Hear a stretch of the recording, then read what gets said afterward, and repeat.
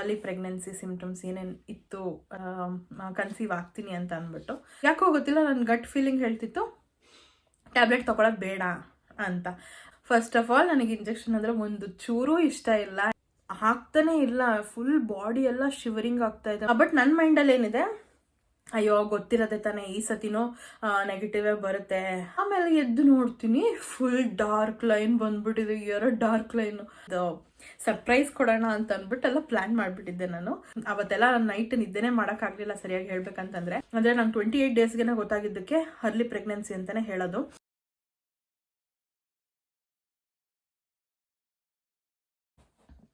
Hi hello ಎಲ್ರಿಗೂ ನಮಸ್ಕಾರ, welcome back to my channel. ನೀವು ನೋಡ್ತಿದ್ದೀರಾ Harshita Beeresh vlogs. So already thumbnail ಗೊತ್ತಾಗಿರುತ್ತೆ ನಿಮಗೆ. ಸೊ ಇವತ್ತಿನ ವಿಡಿಯೋ ಬಂದು how I got know I was pregnant ಅಂತ ಅಂದ್ಬಿಟ್ಟು. ಸೊ ಸಿಂಪ್ಟಮ್ಸ್ ಏನೇನಿತ್ತು ನನಗೆ, ಅಂದರೆ ಅರ್ಲಿ ಪ್ರೆಗ್ನೆನ್ಸಿ ಸಿಂಪ್ಟಮ್ಸ್ ಏನೇನು ಇತ್ತು ಅಥವಾ ಏನೇನು ಇರಬಹುದು ಅಂತ ಅಂದ್ಬಿಟ್ಟು ಈ ವಿಡಿಯೋದಲ್ಲಿ ನಿಮ್ಮೆಲ್ಲರಿಗೂ ತಿಳಿಸ್ಕೊಡ್ತಾ ಇದ್ದೀನಿ. ಸೊ ತಡ ಮಾಡಿದೆ, ಲೆಟ್ಸ್ ಸ್ಟಾರ್ಟ್ ವಿಡಿಯೋ. ಅದಕ್ಕೂ ಮುಂಚೆ ಯಾರೆಲ್ಲ ನನ್ನ ಚಾನಲ್ಗೆ ಸಬ್ಸ್ಕ್ರೈಬ್ ಆಗಿಲ್ಲ ಬೇಗ ಬೇಗ ಹೋಗಿ ಸಬ್ಸ್ಕ್ರೈಬ್ ಆಗಿ ಆ್ಯಂಡ್ ಬೆಲ್ಲೈಕನ್ನ ಕ್ಲಿಕ್ ಮಾಡಿ, ಸೊ ದಟ್ ನನ್ನೆಲ್ಲ ವಿಡಿಯೋಸ್ ನಿಮಗೆ ಫಸ್ಟ್ ಬರುತ್ತೆ ಅಂತ ಹೇಳ್ತಾ ಲೆಟ್ಸ್ ಸ್ಟಾರ್ಟ್ ವಿಡಿಯೋ. ಸೊ ನಾನು ಒಂದು ಬುಕ್ಕಲ್ಲಿ ಬರೆದಿಟ್ಕೊಂಡಿದ್ದೀನಿ ಏನೇನು ಸಿಂಪ್ಟಮ್ಸ್ ಇತ್ತು ನನಗೆ. ಅಂದರೆ ನನಗೆ ಏನು ಫೀಲ್ ಆಗ್ತಿತ್ತು ನಾನು ಪ್ರೆಗ್ನೆಂಟ್ ಅಂತ ಗೊತ್ತಾಗೋಕ್ಕೂ ಮುಂಚೆ, ಯಾವ ಥರ ಇತ್ತು ನನ್ನ ಫೀಲಿಂಗ್ ಅಥವಾ ನನ್ನ ಬಾಡಿ ಯಾವ ಥರ ರಿಯಾಕ್ಟ್ ಮಾಡ್ತಿತ್ತು ಅಂತ ಅಂದ್ಬಿಟ್ಟು, ಯಾವ ಥರ ನನಗೆ ಹೇಳ್ತಿತ್ತು ಎಸ್ ಯು ಆರ್ ಪ್ರೆಗ್ನೆಂಟ್ ಅಂದ್ಬಿಟ್ಟು, ಯಾವ ಥರ ಹೇಳ್ತಿತ್ತು ಅಂದ್ಬಿಟ್ಟು ನಿಮ್ಮ ಹತ್ರನೂ ಶೇರ್ ಮಾಡ್ಕೊತೀನಿ ಇವತ್ತು. ಸೊ ಮರ್ತೋಗ್ಬಿಡುತ್ತೆ ಅಂತ ಅಂದ್ಬಿಟ್ಟು ಬರೆದು ಇಟ್ಕೊಂಡಿದ್ದೀನಿ. ಸೊ ವಿಡಿಯೋನ ಸ್ಟಾರ್ಟ್ ಮಾಡೋಣ. ಏನಪ್ಪ ಅಂತಂದರೆ ಸ್ಟಾರ್ಟಿಂಗ್ ಫಸ್ಟು ನೀವೆಲ್ಲ ನೋಡಿರ್ತೀರ, ಅಂದರೆ ನಾನು ರಿವೀಲ್ ಮಾಡಿರೋ ವಿಡಿಯೋ. ಇನ್ ಕೇಸ್ ಯಾರಾದರೂ ನೋಡಿಲ್ಲ ನಾನು ಪ್ರೆಗ್ನೆನ್ಸಿ ರಿವೀಲ್ ವಿಡಿಯೋ ಅಂತಂದರೆ ಡಿಸ್ಕ್ರಿಪ್ಷನಲ್ಲಿ ಹಾಕಿರ್ತೀನಿ ವಿಡಿಯೋ ಲಿಂಕ್. ಸೊ ಹೋಗಿ ಚೆಕ್ಔಟ್ ಮಾಡಿ. ಅದು ನೋಡಾದ್ಮೇಲೆ ವಾಪಸ್ ಇಲ್ಲಿಗೆ ಮತ್ತೆ ವಿಡಿಯೋಗೆ ಬನ್ನಿ ಆ್ಯಂಡ್ ಫುಲ್ ವಿಡಿಯೋ ನೋಡಿ ಸ್ಕಿಪ್ ಮಾಡಿದ್ದೀರಾ. ಸೊ ನಿಮಗೂ ಕೂಡ ಗೊತ್ತಾಗುತ್ತೆ ಯಾವ್ಯಾವ ಥರ ಸಿಂಪ್ಟಮ್ಸ್ ಇರಬಹುದು ಅಥವಾ ಇರುತ್ತೆ ಅಂತ ಅಂದ್ಬಿಟ್ಟು.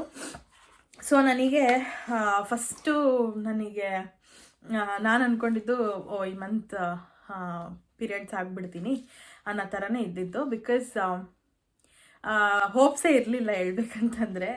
ಬಟ್ ಏನಾಯಿತು ಅಂತಂದರೆ ನಂದು ಡೇಟ್ ಇದ್ದಿದ್ದು 4 ಡೇಸ್ ಮುಂಚೆ, 1 ವೀಕ್ ಮುಂಚೆ ನನಗೆ ಫೀವರ್ ಬಂತು.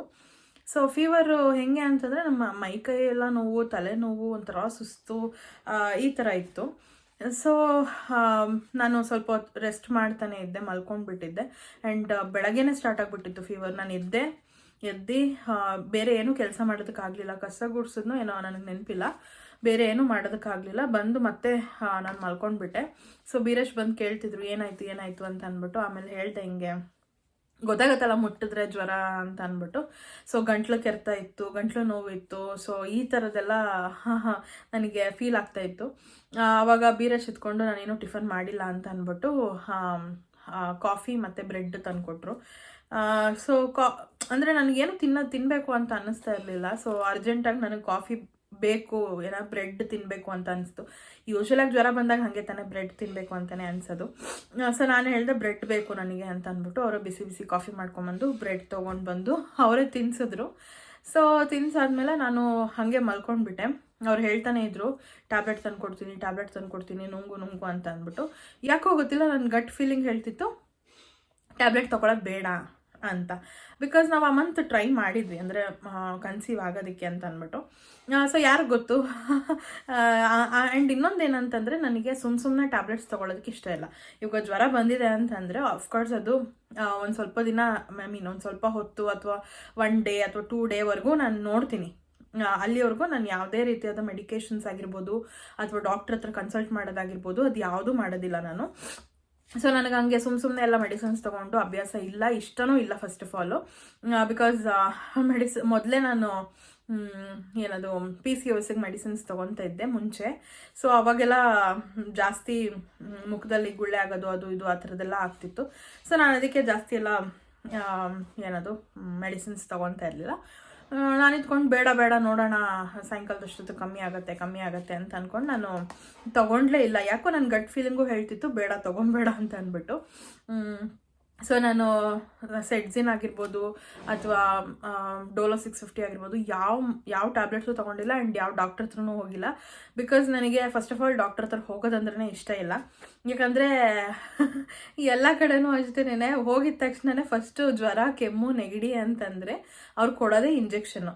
ಫಸ್ಟ್ ಆಫ್ ಆಲ್ ನನಗೆ ಇಂಜೆಕ್ಷನ್ ಅಂದರೆ ಒಂದು ಚೂರೂ ಇಷ್ಟ ಇಲ್ಲ ಆ್ಯಂಡ್ ನನಗೆ ಭಯ, ಹೇಳ್ಬೇಕಂತಂದರೆ ಎಸ್ಪೆಷಲಿ ಭಯ ನನಗೆ. ಸೊ ಇಂಜೆಕ್ಷನ್ ಹಾಕ್ಬಿಡ್ತಾರೆ, ನಾನು ಹೋಗಲ್ಲ ಅಂತ ಅಂದ್ಬಿಟ್ಟು ನಾನು ಹೋಗ್ತಾನೆ ಇರಲಿಲ್ಲ. ಆ್ಯಂಡ್ ಹಾಸ್ಪಿಟಲ್ ವೈಬ್ಸು, ಆ ಸ್ಮೆಲ್ಲು ನನಗೆ ಇಷ್ಟನೇ ಆಗೋದಿಲ್ಲ. ಹೋದ್ರೂ ತುಂಬ ಸಿವಿಯರ್ ಇತ್ತು ಅಂದಾಗ ಮಾತ್ರ ನಾನು ಹೋಗ್ತೀನಿ, ಇಲ್ಲಾಂದರೆ ಇಲ್ಲ.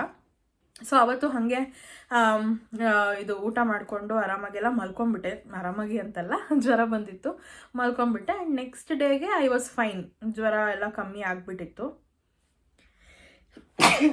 ಎಕ್ಸ್ಕ್ಯೂಸ್ ಮೀ, ಜ್ವರ ಎಲ್ಲ ಕಮ್ಮಿ ಆಗಿತ್ತು.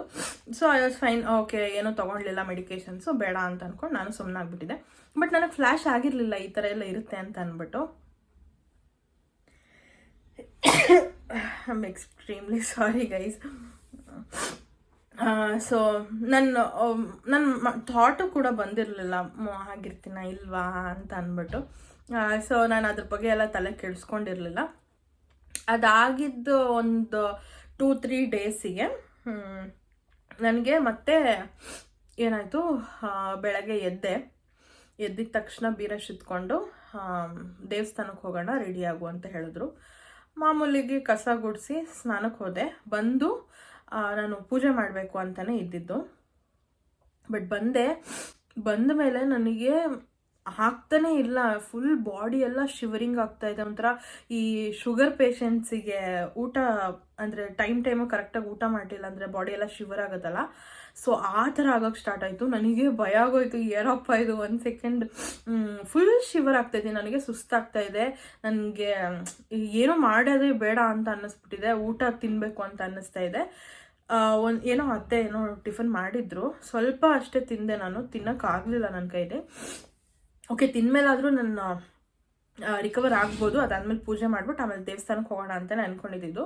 ಬಟ್ ತಿನ್ಮೇಲೂ ನಾನು ರಿಕವರ್ ಆಗೋಕ್ಕಾಗಲೇ ಇಲ್ಲ. ತುಂಬಾ ಒಂಥರ ಶಿವರಿಂಗ್ ಥರ, ಈ ಹಲ್ಲೆಲ್ಲ ಶಿವರ್ ಆಗ್ತಾಯಿತ್ತು. ಚಳಿನೂ ಇರಲಿಲ್ಲ ಹೇಳ್ಬೇಕಂತಂದರೆ, ನಂಗೆ ಆ ಥರ ಎಲ್ಲ ಯಾವತ್ತೂ ಶಿವರಿಂಗ್ ಆಗಿರಲಿಲ್ಲ. ಬಟ್ ಅವತ್ತು ಆಯಿತು.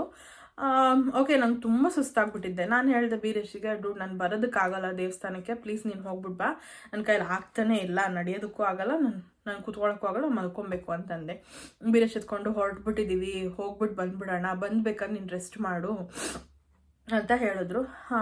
ಸರಿ ಆಯಿತು, ಇನ್ನೇನು ದೇವಸ್ಥಾನಕ್ಕೆ ತಾನೆ ಹೋಗಿ ಬಂದರೆ ಒಂಚೂರು ಫ್ರೆಶ್ ಆದರೂ ಆಗುತ್ತೆ, ಒಂಚೂರು ನನಗೆ ಹಂಗೆ ಜ್ವರ ಏನಾದರೂ ಬಂದಿದ್ರೆ ಹೊರಗಡೆ ಹೋಗಿ ಬಂದುಬಿಟ್ರೆ ಸರಿ ಹೋಗ್ಬಿಡುತ್ತೆ.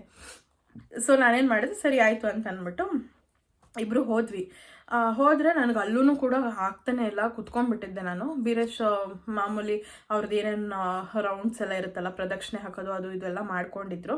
ನಾನು ಸುಮ್ಮನೆ ಕೂತಿದ್ದೆ, ಕೂತ್ಕೊಂಡು ಅವ್ರು ಇವ್ರನ್ನ ನೋಡ್ಕೊಂಡು ಕೂತಿದ್ದೆ.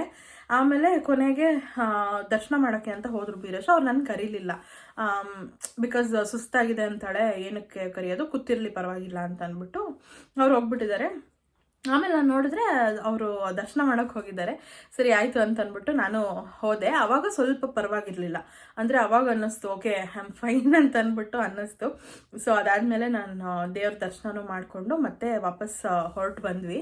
ಆ್ಯಂಡ್ ಬೀರೇಶ್ ಕೇಳಿದ್ರು, ಅಲ್ಲಿ ಬೇಕ್ರಿ ಇದೆ, ಅಲ್ಲಿ ಒಂದು ಫೇಮಸ್ ಬೇಕ್ರಿ, ಸೊ ಅಲ್ಲಿ ಏನಾದರೂ ತಿಂತೀಯಾ, ಏನಾದರೂ ಕುಡಿತೀಯಾ ಅಂತ ಅಂದ್ಬಿಟ್ಟು. ನನಗೆ ಅವತ್ತು ಏನೂ ತಿನ್ನೋಕೆ ಇಷ್ಟ ಆಗ್ತಿರ್ಲಿಲ್ಲ, ಏನೂ ಕುಡಿಯೋಕ್ಕೆ ಇಷ್ಟ ಆಗ್ತಿಲ್ಲ, ಬಿಕಾಸ್ ನನಗೆ ಬೇಕ್ರಿ ಐಟಮ್ಸ್ ಅಂದರೆ ತುಂಬ ಇಷ್ಟ ಹೇಳ್ಬೇಕಂತಂದರೆ. ಸೊ ಅಲ್ಲಿ ಹೋದಾಗೆಲ್ಲ ತಿನ್ನಬೇಕು ಅಂತ ಅನ್ಸುತ್ತೆ. ಬಟ್ ಅವತ್ತಂತೂ ಒಂದು ಚೂರು ಅನ್ನಿಸ್ಲಿಲ್ಲ ನನಗೆ ತಿನ್ನಬೇಕು, ಜ್ಯೂಸ್ ಕುಡಿಬೇಕು ಅಂತ ಅಂದ್ಬಿಟ್ಟು ಏನೂ ಅನ್ನಿಸ್ಲಿಲ್ಲ. ಅದಾದಮೇಲೆ ಬರ್ತಾ ಎಳ್ನೀರು ಕೊಡಿಸಿದ್ರು. ಮಾಮೂಲಿ ನಾನೇ ಕೇಳಿದೆ, ಎಳ್ನೀರು ಬೇಕು ನನಗೆ, ಸುಸ್ತಾಗ್ತಿದೆ ಅಂತ. ಸರಿ ಆಯಿತು ಅಂದ್ಬಿಟ್ಟು ಎಳ್ನೀರು ಕೊಡಿಸಿದ್ರು, ಕುಡ್ಕೊಂಡು ವಾಪಸ್ ಮನೆಗೆ ಬಂದ್ವಿ. ಮನೆಗೆ ಬಂದಾದ್ಮೇಲೆ ನಾವು ಐ ವಾಸ್ ಫೈನ್, ಅಷ್ಟೊಂದೇನು ತೀರಾ ಸುಸ್ತು ಶಿವರಿಂಗ್ ಆ ಥರ ಎಲ್ಲ ಏನೂ ಆಗ್ತಿರ್ಲಿಲ್ಲ. I was fine. ಸರಿ ಮನೆಗೆ ಬಂದಾದ್ಮೇಲೆ ನೈಟ್ ಒಂದು 8 ಗಂಟೆ ಹಂಗೆ ನನಗೆ ಯಾಕೋ ಒಂಥರ ಗಟ್ ಫೀಲಿಂಗ್ ಅನ್ನಿಸ್ತಾ ಇತ್ತು. ನನಗೆ ಗೊತ್ತಿಲ್ಲ ಯಾಕೆ ಈ ಥರ ಶಿವರಿಂಗ್ ಆಯಿತು ಅಂತ. ಸರಿ ಯಾವುದಕ್ಕೂ ಒಂದು ಸತಿ ಇನ್ನು ನಂದು ಪೀರಿಯಡ್ಸ್ ಡೇಟ್ ಬಂದು 4 ಡೇಸ್ ಇತ್ತು. 4 ಡೇಸ್ ಆಗಬೇಕಿತ್ತು. 4 ಡೇಸ್ ಮುಂಚೆನೇ ನನಗೆ ಅನ್ನಿಸ್ತಾ ಇತ್ತು ಓಕೆ ಒಂದು ಸತಿ ತೊಗೊಂಬಂದು ಟೆಸ್ಟ್ ಮಾಡೋಣ ಅಂತ ಅಂದ್ಬಿಟ್ಟು. ಸೊ ಸರಿ ಆಯಿತು, ಬೀರೇಶಿಗೆ ಹೇಳಿದೆ ಹಿಂಗೆ ತೊಗೊಂಡು ಬನ್ನಿ ಅಂತ ಅಂದ್ಬಿಟ್ಟು. ಸರಿ ತೊಗೊಂಡು ಬಂದರು ಅವರು. ಬಟ್ ನನ್ನ ಮೈಂಡಲ್ಲಿ ಏನಿದೆ, ಅಯ್ಯೋ ಗೊತ್ತಿರತ್ತೆ ತಾನೇ ಈ ಸತಿನೂ ನೆಗೆಟಿವೇ ಬರುತ್ತೆ, ಅಟ್ಲೀಸ್ಟ್ ಎಕ್ಸಸೈಸ್ ಆದರೂ ಸ್ಟಾರ್ಟ್ ಮಾಡೋಣ ಅನ್ನೋ ಥರ ನನ್ನ ಮೈಂಡ್ ಸೆಟ್ ಇದ್ದಿದ್ದು. ಈ ಸತಿನೂ ನೆಗೆಟಿವೇ ಬರುತ್ತೆ ಅಂದ್ಬಿಟ್ಟು ಅವ್ರು 8 ಗಂಟೆಗೆ ತಂದ್ಕೊತಿದ್ದಕ್ಕೆ ನಾನು 10:30ಗೆ ಚೆಕ್ ಮಾಡಿದ್ದೀನಿ. ಬಿಕಾಸ್ ನನಗೆ ಇಷ್ಟನೇ ಇರಲಿಲ್ಲ ಚೆಕ್ ಮಾಡೋದಕ್ಕೆ. ನನಗೂ ಲಿಟ್ರಲಿ ನನಗೆ ಒಂಚೂರು ಇಷ್ಟ ಇರಲಿಲ್ಲ ಚೆಕ್ ಮಾಡೋಕ್ಕೆ. ಬಿಕಾಸ್ ಹೆಂಗೂ ನೆಗೆಟಿವ್ ಬರುತ್ತೆ, ನನಗೆ ನೋಡಿ ನೋಡಿ ಸಾಕಾಗ್ಬಿಟ್ಟಿದೆ ನೆಗೆಟಿವ್. ಸೊ ನೆಗೆಟಿವ್ ಬರುತ್ತೆ ನೋಡಿ ಬೇಜಾರಾಗ್ಬಿಟ್ಟಿದೆ. ಬಿಡು ಆಮೇಲೆ ಚೆಕ್ ಮಾಡೋಣ ಅಂದ್ಕೊಂಡು ನೈಟ್ 10:30ಗೆ ಚೆಕ್ ಮಾಡೋಕ್ಕೆ ಅಂತ ಹೋದೆ. ಸರಿ ಹೋದೆ, ಅದೆಲ್ಲ ಓಪನ್ ಮಾಡಿ ಡ್ರಾಪ್ಸ್ ಎಲ್ಲ ಹಾಕಿ ಸರಿ ಇನ್ನೇನು ಕೈಕಾಲು ತೊಳ್ಕೊಳ್ಳೋಣ ಅಂತ ಅಂದ್ಬಿಟ್ಟು ನಾನು ಅದು ನೋಡಲೂ ಇಲ್ಲ. ಫಸ್ಟ್ ಆಫ್ ಆಲು ಅಯ್ಯೋ ಬಿಡು ನೆಗೆಟಿವ್ ಬಂದಿರುತ್ತೆ ತಾನೇ, ಅದನ್ನೇನು ನೋಡ್ಕೊಂಡು ನಿಂತ್ಕೊಂಡು ಟೈಮ್ ವೇಸ್ಟ್ ಮಾಡೋದು ಅಂತ ಅಂದ್ಬಿಟ್ಟು ಕೈಕಾಲು ತೊಳ್ಕೊಂಡು ನೀಟಾಗಿ ನೀರೆಲ್ಲ ಹಾಕ್ತಿದ್ದೆ. ಆಮೇಲೆ ಎದ್ದು ನೋಡ್ತೀನಿ ಫುಲ್ ಡಾರ್ಕ್ ಲೈನ್ ಬಂದ್ಬಿಟ್ಟಿದೆ, dark line. I was like ನಿಜಾನ ಇದು? ನನ್ನ ನಿಜ ನನ್ನ ಕಣ್ಣಾರ ನಾನು ನೋಡ್ತಿದ್ದೀನಿ ಅಂತ ಒಂದು 5 ನಿಮಿಷ ಐ ವಾಸ್ ಶಾಕ್ಡ್ ದೇರ್. ನನಗೆ ವಿಡಿಯೋ ಮಾಡಬೇಕು ಅಂತಲೂ ತಲೆ ಓಡಲಿಲ್ಲ. ಬಿಕಾಸ್ ಹೆಂಗೋ ನೆಗೆಟಿವ್ ಬರುತ್ತೆ, ನಾನು ಯಾಕೆ ವಿಡಿಯೋ ಎಲ್ಲ ಎತ್ಕೊಂಡೋಗಿ ಎಷ್ಟೊಂದು ಸತಿ ಆ ಥರ ನೆಗೆಟಿವ್ ಬಂದಿರೋದನ್ನ ವಿಡಿಯೋ ಮಾಡಿ ಎಲ್ಲ ಡಿಲೀಟ್ ಮಾಡಿಬಿಟ್ಟಿದ್ದೀನಿ. ಸೊ ಅದಕ್ಕೆ ಇದು ಬೇಡ ಅಂತ ಅಂದ್ಬಿಟ್ಟು ನಾನು ಮೊಬೈಲು ಎತ್ಕೊಂಡೋಗಿಲ್ಲ, ಏನೂ ಎತ್ಕೊಂಡೋಗಿಲ್ಲ. ನನ್ನ ರಿಯಾಕ್ಷನ್ ಕೂಡ ವಿಡಿಯೋ ಮಾಡ್ಕೊಂಡಿರಲಿಲ್ಲ, ನನ್ನ ರಿಯಾಕ್ಷನ್ನ. ಸೊ ನಾನೇನು ಮಾಡಿದೆ, ಸರಿ ಆಯಿತು ಓಕೆ, ಏನೋ ಒಂದು ಫೀಲಿಂಗು, ಇದು ನಿಜಾನಾ ಸುಳ್ಳ? ಬಿಕಾಸ್ ರೆಗ್ಯುಲರಾಗಿ ಪೀರಿಯಡ್ಸ್ ಆಗೋರಿಗೇ ಸ್ವಲ್ಪ ಕಷ್ಟ ಇರುತ್ತೆ. ಒಂದು 15 ಡೇಸ್ ಆದಮೇಲೆ ಅವರಿಗೆ ಗೊತ್ತಾಗೋದು ರಿಸಲ್ಟು. ಅದು ಫೇಂಟ್ ಲೈನ್ ಎಲ್ಲ ಬರುತ್ತೆ. ಬಟ್ ನನಗೆ ಜಸ್ಟ್ 28 ಡೇಸ್ ಗ್ಯಾಪಲ್ಲಿ 28 ಡೇಸ್ ಅಷ್ಟೇ ಆಗಿದೆ ನನ್ನ ಪೀರಿಯಡ್ಸ್ ಆಗಿ, ಕರೆಕ್ಟ್ 28 ಡೇಸು. ಬಟ್ ನನ್ನ ಡೇಟ್ ಇನ್ನು 4 ಡೇಸ್ ಮುಂದೆ ಇತ್ತು. ನಾನು ಅಂದ್ಕೊಂಡೆ ಅಯ್ಯೋ ಇದೇನಿದೆ ಈ ಥರ ಬಂದಿದೆ, ಅದು ಫುಲ್ ಡಾರ್ಕ್ ಲೈನ್ ಬಂದ್ಬಿಟ್ಟಿದೆ. ಐ ವಾಸ್ ಲೈಕ್ ಸುಳ್ಳಿರುತ್ತೆ ಇದು ಪಕ್ಕ.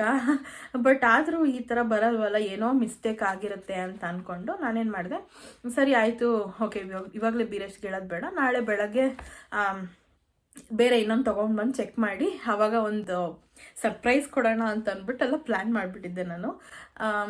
ಬಟ್ ವಾಶ್ರೂಮಿಂದ ಬರ್ತಾನೆ ನನ್ನ ಮುಖದಲ್ಲಿ ಸ್ಮೈಲ್ ದೊಡ್ಡದಾಗಿ ಕಾಣ್ತಾ ಇತ್ತು. ನಾನು ಹಂಗೂ ಕಂಟ್ರೋಲ್ ಮಾಡಿಕೊಂಡೆ. ಬಂದಿದ ತಕ್ಷಣ ಎತ್ಕೊಂಡು ಬೀರೇಶ್ ಕೇಳಿದ್ರು ಏನಾಯಿತು ಅಂತಂದ್ಬಿಟ್ಟು ಅಂತಂದೆ. ಆದರೂ ನಂಗೆ ಸ್ಮೈಲ್ ತಡೆಯೋಕ್ಕೆ ಆಗ್ತಿರ್ಲಿಲ್ಲ. ನಿಜ ಅಂತಲೇ ಅಂತಿದ್ರು. ಸೊ ಅವ್ರ ಹತ್ರ ನನಗೆ ಅಷ್ಟು ಸುಳ್ಳು ಹೇಳೋಕ್ಕೆ ಬರಲ್ಲ, ಹಂಗಾಗಲ್ಲ ಸುಳ್ಳು ಹೇಳೋದಕ್ಕೆ. ಸರಿ ಅಂದ್ಬಿಟ್ಟು ಹೇಳಿದೆ, ಡೂಡ್ ಪಾಸಿಟಿವ್ ಬಂದುಬಿಟ್ಟಿದೆ ಡೂಡ್, ಗೊತ್ತಿಲ್ಲ ಇದು ನಿಜಾನ ಸುಳ್ಳ ಅಂತ ಹೇಳ್ತಾ ಇದ್ದೀನಿ ನಾನು ಅವರಿಗೆ. ಐ ಥಿಂಕ್ ಆ ವಿಡಿಯೋನೂ ಹಾಕಿರ್ತೀನಿ ಅನಿಸುತ್ತೆ, ಗೊತ್ತಿಲ್ಲ. ಇಲ್ಲ ಅಂತಂದರೆ ನೆಕ್ಸ್ಟ್ ಇದಾದಮೇಲೆ ಬರ್ಬೋದು. ಸೊ ಆ ಥರ ಹೇಳ್ತಿದ್ದೆ. ಅವ್ರಿಗಂತೂ ಫುಲ್ ಎಮೋಷ್ನಲ್ ಆಗಿಬಿಟ್ರು ಅವರು. ಆಮೇಲೆ ಅವರು ಫುಲ್ ಕನ್ಫರ್ಮ್ ಆಗೋಯ್ತು ಅವರಿಗೆ. ಬಟ್ ನನಗಿನ್ನೂ ಕನ್ಫರ್ಮ್ ಆಗಿಲ್ಲ. ಬಿಕಾಸ್ 28 ಡೇಸಿಗೆ ಯಾರಿಗೆ ಡಬಲ್ ಲೈನ್ ಬರುತ್ತೆ, ಅದು ಏನದು ಡಾರ್ಕ್ ಲೈನು, ಅಂದರೆ ಪೀರಿಯಡ್ಸ್ಗೂ ಮುಂಚೆನೇ ಅಷ್ಟು ಡಾರ್ಕ್ ಲೈನು ನಾನು ನೋಡೇ ಇರಲಿಲ್ಲ ಹೇಳ್ಬೇಕಂತಂದರೆ. ನಾನು ಸುಮಾರಷ್ಟು ವೀಡಿಯೋಸ್ ನೋಡಿದ್ದೀನಿ. ಬಟ್ ಅವರೆಲ್ಲ ಹೇಳೋ ಪ್ರಕಾರ ಒಂದು ಪೀರಿಯಡ್ಸ್ ಮಿಸ್ ಆಗಿ 1 ವೀಕ್ಗೆ ಅಥವಾ 15 ಡೇಸಿಗೆ ಈ ಥರ ಇದ್ದಾಗ ಡಾರ್ಕ್ ಲೈನ್ ಬರುತ್ತೆ ಅಂತ. ಬಟ್ ನನಗೆ ಜಸ್ಟ್ 28 ಡೇಸ್ ಅಷ್ಟೇ ಆಗಿರೋದು, ಅಷ್ಟು ಬೇಗ ಡಾರ್ಕ್ ಲೈನ್ ಬಂದಿದೆ ಅಂತ ಅಂದ್ಬಿಟ್ಟು ನನಗೆ ಶಾಕ್ ಆಯಿತು. ಆ್ಯಂಡ್ ನಾನು ನಂಬಲೂ ಇಲ್ಲ. ಸೊ 10:30 ಆಗೋಗಿದೆ. ನಾನು ಇದ್ಕೊಂಡು ಡೂಡ್ ಇನ್ನೊಂದು ತರಬೇಕಲ್ವ ಡೂಡ್ ನೀನು ಅಂತ ಕೇಳ್ತಾ ಇದ್ದೀನಿ. ಅವರು ನನಗೇನು ಗೊತ್ತು ನೀನು ಹೇಳಬೇಕಲ್ವ ಅಂತ. ನನ್ನ ಮೈಂಡಲ್ಲಿ ಏನಿತ್ತು, ನೆಗೆಟಿವೇ ಬರುತ್ತೆ ಸುಮ್ಮನೆ ಯಾಕೆ ವೇಸ್ಟ್ ಮಾಡೋದು, ಒಂದು ತೊಗೊಂಡು ನೋಡೋಣ ಸಾಕು ಅಂತ. ಸರಿ ಆಯಿತು ಅಂತ ಅಂದ್ಬಿಟ್ಟು ಅವತ್ತೆಲ್ಲ ನೈಟ್ ನಿದ್ದೆನೇ ಮಾಡೋಕ್ಕಾಗಲಿಲ್ಲ ಸರಿಯಾಗಿ ಹೇಳ್ಬೇಕಂತಂದರೆ. ಬಿಕಾಸ್ ಅದೊಂಥರ ಇರುತ್ತಲ್ವ, ನಿಜಾನ ಸುಳ್ಳ, ಡಾಕ್ಟ್ರ್ ಹತ್ರ ಹೋಗೋವರೆಗೂ ನಮಗೆ ಫುಲ್ ಒಂಥರ ಭಯ ಅನ್ನೋಂಥರನೇ ಫೀಲ್ ಆಗ್ತಿತ್ತು. ಬಿಕಾಸ್ ಯಾವ ಥರ ಇರಬೇಕು ಏನು ಎತ್ತ ಅದೆಲ್ಲ ಸ್ವಲ್ಪ ಭಯ ಆಗುತ್ತೆ. ಆ್ಯಂಡ್ ಇದು ಬೇರೆ ಅರ್ಲಿ ಪ್ರೆಗ್ನೆನ್ಸಿ ಬೇರೆ. ಅಂದರೆ ನಾನು 28 ಡೇಸ್ಗೆ ಗೊತ್ತಾಗಿದ್ದಕ್ಕೆ ಅರ್ಲಿ ಪ್ರೆಗ್ನೆನ್ಸಿ ಅಂತಲೇ ಹೇಳೋದು. ಸೊ ಆ ಟೈಮ್ಗೆ ಹೋದ್ರೂ ಡಾಕ್ಟರ್ಸು ಯಾವುದೇ ರೀತಿಯಾದ ಸ್ಕ್ಯಾನ್ಸ್ ಏನೂ ಮಾಡೋದಿಲ್ಲ. ಸರಿ ಅಂದ್ಬಿಟ್ಟು ನಾವು ಅದು ಸ್ವಲ್ಪ ದಿನಕ್ಕೇ ನಮ್ಮ ಮನೇಲಿ ಹಬ್ಬ ಬೇರೆ ಇತ್ತು. ಇನ್ನು ಎಲ್ಲರಿಗೂ ಹೇಳಿಬಿಟ್ರೆ ಮತ್ತೆ ನಮ್ಮನ್ನು ಓಡಾಡೋಕ್ಕೆ ಬಿಡಲ್ಲ ಅಂತ ಅಂದ್ಬಿಟ್ಟು ನಾವೇನು ಮಾಡಿದ್ವಿ, ಸರಿ ಆಯಿತು ಯಾರಿಗೂ ಹೇಳೋದು ಬೇಡ ಅಂತ ಅಂದ್ಬಿಟ್ಟು ನಮ್ಮಿಬ್ಬರಲ್ಲೇ ಇತ್ತು ಆ ವಿಷಯ ಹೇಳಬೇಕಂತಂದರೆ. ಡಾಕ್ಟ್ರ್ ಹತ್ರ ಹೋಗಿ ಅವ್ರ ಹತ್ರ ಕನ್ಫರ್ಮ್ ಮಾಡ್ಕೊಳ್ಳೋವರೆಗೂ ಯಾರ ಹತ್ರನೂ ಹೇಳೋದು ಬೇಡ ಅಂತಲೇ ನಮ್ಮ ಮೈಂಡಲ್ಲಿ ಇದ್ದಿದ್ದು. ಯಾರ ಹತ್ರನೂ ಅಂತಂದರೆ ಅದೇ ಮನೆಯಲ್ಲಿ ಅತ್ತೆ ಮಾವ ಆಗಿರ್ಬೋದು ಅಥವಾ ನಮ್ಮ ಮಮ್ಮಿ ಡ್ಯಾಡಿ ಆಗಿರ್ಬೋದು, ಹೇಳೋದು ಬೇಡ ಅಂತಲೇ ನಾವು ಅಂದ್ಕೊಂಡಿದ್ದು. ಸರಿ ಆಯಿತು, ಹಾಗೆ ಮಾಡಿದ್ವಿ. ನೆಕ್ಸ್ಟ್ ಡೇ ಅಲ್ಲಿಂದ ಕಂಟಿನ್ಯೂ ಮಾಡ್ತೀನಿ. ನಾನು ನೈಟ್ ನಿದ್ದೆನೇ ಮಾಡೋಕ್ಕಾಗಲ್ಲ. ನಾನು ಬೀರೇಶ್ ಇಬ್ಬರೂ ಮಾತಾಡಿಕೊಂಡು ಹೆಂಗೆ ದುಡಿದೆಲ್ಲ ಸಾಧ್ಯ, ಹಂಗೆ ಮಿರಾಕಲ್ಲೇ ಇದು ಅಂದ್ಕೊಂಡು ಎಲ್ಲ ಮಾತಾಡಿಕೊಂಡು ಮಲಗಿದ್ದೀವಿ. ನೆಕ್ಸ್ಟ್ ಡೇ ಬೆಳಗ್ಗೆ 7 ಗಂಟೆಗೆ ಬೀರೇಶ್ನ ಎಬ್ಬರಿಸ್ದೆ ನಾನು, ಹೋಗಿ ದುಡ್ಡು ತೊಗೊಂಡು ಬಾ ಅಂತ ಅಂದ್ಬಿಟ್ಟು. ನೋಡಿದ್ರೆ ನಮ್ಮ ಏರಿಯಾದಲ್ಲಿ ಬಾಗಿಲೇ ತೆಗ್ದಿಲ್ಲ, ಅಂದರೆ ಫಾರ್ಮಸಿ ಯಾವುದೂ ತೆಗ್ದೇ ಇಲ್ಲ ಹೇಳಬೇಕಂದ್ರೆ. ಸೊ ಬೀರೇಶ್ ಏನು ಮಾಡಿದ್ರು, ಸರಿ ಕೆಂಗೇರಿಗೆ ಹೋಗಿ ಅಲ್ಲಿಂದ ತೊಗೊಂಬಂದರು. ಆವತ್ತಿನ ದಿನ 8 ಗಂಟೆಗೆ ಬಂದರು ವಾಪಸ್ಸು. ಮತ್ತು ಟೆಸ್ಟ್ ಮಾಡಿದೆ, ಮತ್ತು ಡಾರ್ಕ್ ಲೈನ್ ಬಂದುಬಿಡ್ತು. ಸೊ ಆವಾಗ ನಮಗೆ ಕನ್ಫರ್ಮ್ ಆಯಿತು, ಓಕೆ ಕನ್ಫರ್ಮ್ ಆಗಿದೆ ಅಂತ ಅಂದ್ಬಿಟ್ಟು ನಾವು ಖುಷಿ ಪಟ್ವಿ. ಬಟ್ ಯಾರ ಹತ್ರನೂ ಹೇಳೋದಕ್ಕೆ ಹೋಗಲಿಲ್ಲ, ಬಿಕಾಸ್ ಮನೇಲಿ ಹಬ್ಬದ ಕೆಲಸಗಳೆಲ್ಲ ನಡೀತಾ ಇತ್ತು. ಆ್ಯಂಡ್ ಆ ಟೈಮ್ಗೆ ಡಾಕ್ಟ್ರ್ ಹತ್ರ ಹೋದ್ರೂ ಅವರು ಸ್ಕ್ಯಾನ್ ಮಾಡೋದು ಅಷ್ಟು ಒಳ್ಳೇದಲ್ಲ. ಅವರು ಹೇಳಿದ್ರು, ಬಟ್ ನಾವು ಮಾಡಿಸ್ಬಾರ್ದು ಸ್ಕ್ಯಾನ್ಸ್ ಎಲ್ಲ ಅಷ್ಟು ಅರ್ಲಿಯಾಗಿ. ಸೊ ವೆಯ್ಟ್ ಮಾಡೋಣ ಅಂತ ಅಂದ್ಬಿಟ್ಟು ನಾವು ಅದೆಲ್ಲ ಮುಗೀಲಿ ಅಂತ ಅಂದ್ಬಿಟ್ಟು ನಾವು ಸುಮ್ಮನೆ ಇದ್ದಿದ್ದು.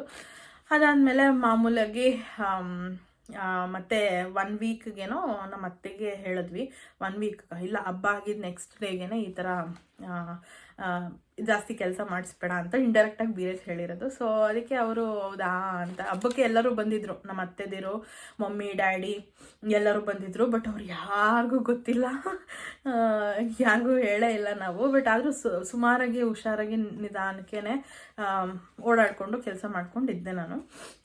ಅವಾಗೆಲ್ಲ ನನಗೇನು ಫೀಲ್ ಆಗ್ತಿರ್ಲಿಲ್ಲ, ಓಕೆ ನಾನು ಪ್ರೆಗ್ನೆಂಟು, ವಾಮಿಟಿಂಗು ಆಗಲಿ ಅಥವಾ ನಾಶಿ ಆಗಲಿ ಅಥವಾ ಮಾರ್ನಿಂಗ್ ಸಿಕ್ನೆಸ್ ಆಗಲಿ ಆ ಥರದ್ದು ಏನೂ ಇರಲಿಲ್ಲ.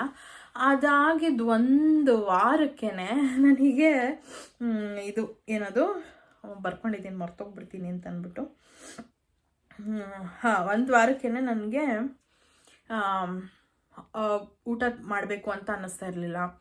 ಅದಾದಮೇಲೆ ಒಂಥರ ಹೊಟ್ಟೆಲೆಲ್ಲ ಏನೇನೋ ಫೀಲಿಂಗ್, ಒಂಥರ ಹೊಟ್ಟೆಲ್ಲ ತೊಳಸ್ದಂಗೆ ಆಗ್ತಾಯಿತ್ತು. ಮತ್ತು ವಾಮಿಟಿಂಗ್ ಬರೋ ಥರ ಸೆನ್ಸೇಷನು, ಬಟ್ ವಾಮಿಟ್ ಆಗ್ತಿರ್ಲಿಲ್ಲ. ಅದಿನ್ನೂ ದೊಡ್ಡ ತಲೆನೋವು ಹೇಳ್ಬೇಕಂದ್ರೆ. ವಾಮಿಟ್ ಆಗಿಬಿಟ್ರೆ ಹೆಂಗೋ ಬಿಡು ಹೋಯ್ತು ವಾಮಿಟ್ ಅಂತ ನೆಮ್ಮದಿ ಆಗುತ್ತೆ, ಒಂಚೂರು ಬಾಡಿ ಹೊಟ್ಟೆಲ್ಲ ಒಂಥರ ಕ್ಲೀನಾಗಿ ನೆಮ್ಮದಿ ಆಗುತ್ತೆ. ಬಟ್ ವಾಮಿಟಿಂಗ್ ಆಗಲಿಲ್ಲ, ಬರೀ ಅದೇ ಸೆನ್ಸೇಷನ್ ಆಗ್ತಿದೆ ಅಂತಂದರೆ ಅದ್ರ ವರ್ಸ್ಟ್ ಫೀಲಿಂಗ್ ನಿಜವಾಗ್ಲೂ ಹೇಳ್ತೀನಿ. ಊಟ ಮಾಡೋದಕ್ಕೂ ಆಗೋಲ್ಲ, ನೆಮ್ಮದಿಯಾಗಿ ಕೂತ್ಕೊಳ್ಳೋಕ್ಕೂ ಆಗೋಲ್ಲ, ನೆಮ್ಮದಿಯಾಗಿ ಮಲಗೋದಕ್ಕೂ ಆಗೋಲ್ಲ. ನಿದ್ದೆ ಅಂತೂ ಸರಿಯಾಗಿ ಮಾಡೋಕ್ಕೆ ಆಗ್ತಿರ್ಲಿಲ್ಲ. ಬಟ್ ನೈಟ್ ಟೈಮೆಲ್ಲ ಚೆನ್ನಾಗಿ ನಿದ್ದೆ ಮಾಡ್ತಿದ್ದೆ. ಮಧ್ಯಾಹ್ನದ ಹೊತ್ತು ಸ್ವಲ್ಪ ಕಷ್ಟ ಆಗ್ತಿತ್ತು. ಸೊ ಹೊಟ್ಟೆಲ್ಲ ತೊಳಸುತ್ತೆ ಅಂತ ನಿದ್ದೆ ಮಾಡಿಬಿಡ್ತಿದ್ದೆ ನಾನು. ಆ್ಯಂಡ್ ಇನ್ನೊಂದೇನಂತಂದರೆ ಅದೇ ಊಟ ಸೇರ್ತಾ ಇರಲಿಲ್ಲ ನನಗೆ. ಸ್ವಲ್ಪನೇ ತಿಂತಾಯಿದ್ದೆ, ಸ್ವಲ್ಪನೇ. ಬಟ್ ಹೊಟ್ಟೆ ಹಸಿತಾ ಇತ್ತು, ಒಂಚೂರು ತಿಂದ್ರೇ ಹೊಟ್ಟೆ ಫಿಲ್ಲಾಗಿ ಹೋಗ್ತಿತ್ತು. ಈ ಥರ ಎಲ್ಲ ಆಗ್ತಿತ್ತು. ಸರಿ ಆಯಿತು ಅಂತ ಅಂದ್ಬಿಟ್ಟು ನೆಕ್ಸ್ಟ್ ಡಾಕ್ಟ್ರ್ ಹತ್ರ ಹೋದ್ವಿ. ಡಾಕ್ಟ್ರ್ ಹತ್ರ ಹೋದ್ಮೇಲೆ ಏನೇನಾಯಿತು, ಏನು ಸ್ಕ್ಯಾನ್ಸ್ ಮಾಡಿಸಿದ್ವಿ ಅಥವಾ ಸತಿ ಮಾಡಿಸಿದ್ವಿ, ಅದು ಎಲ್ಲದ್ರ ಬಗ್ಗೆ ಡೀಟೇಲ್ಸ್ನ ನಾನು ನೆಕ್ಸ್ಟ್ ವೀಡಿಯೋನಲ್ಲಿ ತೋರಿಸ್ತೀನಿ. ಸೊ ಗೊತ್ತಾಗಿರುತ್ತೆ ಅನಿಸುತ್ತೆ ನಿಮಗೆಲ್ಲ ಯಾವ ಥರ ನನ್ನ ಒಂದು ಏನದು ಅರ್ಲಿ ಪ್ರೆಗ್ನೆನ್ಸಿ ಸಿಂಪ್ಟಮ್ಸ್ ಯಾವ ಥರ ಇತ್ತು ಅಂತ ಅಂದ್ಬಿಟ್ಟು. ಎಲ್ಲರಿಗೂ ಇದೇ ಥರ ಇರುತ್ತೆ ಅಂತ ನಾನು ಹೇಳೋದಿಲ್ಲ, ಬಟ್ ನನಗೆ ಪರ್ಸ್ನಲಿ ಇದೇ ಥರನೇ ಇದ್ದಿದ್ದು. ಸೊ ಇನ್ನು ಬೇರೆ ಬೇರೆ ಥರದ್ದೆಲ್ಲ ಸಿಂಪ್ಟಮ್ಸ್ ಆಗಬಹುದು. ಇನ್ ಕೇಸ್ ನಿಮ್ಗೆ ಅದ್ರ ಬಗ್ಗೆ ಎಲ್ಲ ಇನ್ಫಾರ್ಮೇಷನ್ ಬೇಕು ಅಂತಂದರೆ ನನಗೆ ಕಮೆಂಟಲ್ಲಿ ತಿಳಿಸಿ, ನಾನು ಅದ್ರ ಬಗ್ಗೆ ವೀಡಿಯೋಸ್ ಕೂಡ ಮಾಡ್ತೀನಿ, ಯಾವ್ಯಾವ್ದು ಸಿಂಪ್ಟಮ್ಸ್ ನಿಮಗೆ ಬರಬಹುದು ಅಂತ ಅಂದ್ಬಿಟ್ಟು. ಸೊ ನನಗಿದಿಷ್ಟು ಇತ್ತು. ಅದು ಬಿಟ್ಟರೆ ಬೇರೆ ಏನು ತುಂಬ ಸಿವಿಯರಾಗೆಲ್ಲ ಏನೂ ಆಗಿರಲಿಲ್ಲ. Fine, I was fine. ತುಂಬ ಚೆನ್ನಾಗಿ ಓಡಾಡಿಕೊಂಡು ಆ್ಯಕ್ಟಿವ್ ಆಗೇ ಇದ್ದೆ. ಸೊ ನೆಕ್ಸ್ಟ್ ಯಾವ್ಯಾವ ಸ್ಕ್ಯಾನ್ಸ್ ಇತ್ತು, ಯಾವಾಗ ನಾನು ಡಾಕ್ಟ್ರ್ ಹತ್ರ ಹೋದೆ, ಏನೇನೆಲ್ಲ ಹೇಳಿದ್ರು ಅಂತ ಅಂದ್ಬಿಟ್ಟು ನಾನು ಬರೋ ಮುಂದಿನ ವೀಡಿಯೋನಲ್ಲಿ ನಿಮಗೆ ತಿಳಿಸ್ಕೊಡ್ತೀನಿ. ಸೊ ಅದು ಬಂದು ನನ್ನ ಫಸ್ಟ್ ಟ್ರೈಮಿಸ್ಟರ್ ಜರ್ನಿ ಹೇಗಿರುತ್ತೆ ಅಂತ ಅಂದ್ಬಿಟ್ಟು ನಿಮ್ಮೆಲ್ಲರಿಗೂ ತೋರಿಸ್ತೀನಿ. ಸೊ ಐ ಹೋಪ್ ಈ ವಿಡಿಯೋ ನಿಮಗೆ ಇಷ್ಟ ಆಗಿದೆ ಅಂತ. ಇಷ್ಟ ಆಗಿದ್ದಲ್ಲಿ ಲೈಕ್ ಮಾಡಿ, ಶೇರ್ ಮಾಡಿ, ಕಮೆಂಟ್ ಮಾಡಿ ಆ್ಯಂಡ್ ಸಬ್ಸ್ಕ್ರೈಬ್ ಮಾಡ್ಕೊಳ್ಳಿ. ಬೆಲ್ಲೈಕನ್ನ ಕ್ಲಿಕ್ ಮಾಡಿ, ಸೊ ದಟ್ ನನ್ನೆಲ್ಲ ವಿಡಿಯೋಸ್ ನಿಮಗೆ ಫಸ್ಟ್ ಬರುತ್ತೆ ಅಂತ ಹೇಳ್ತಾ thank you so much for watching. Bye.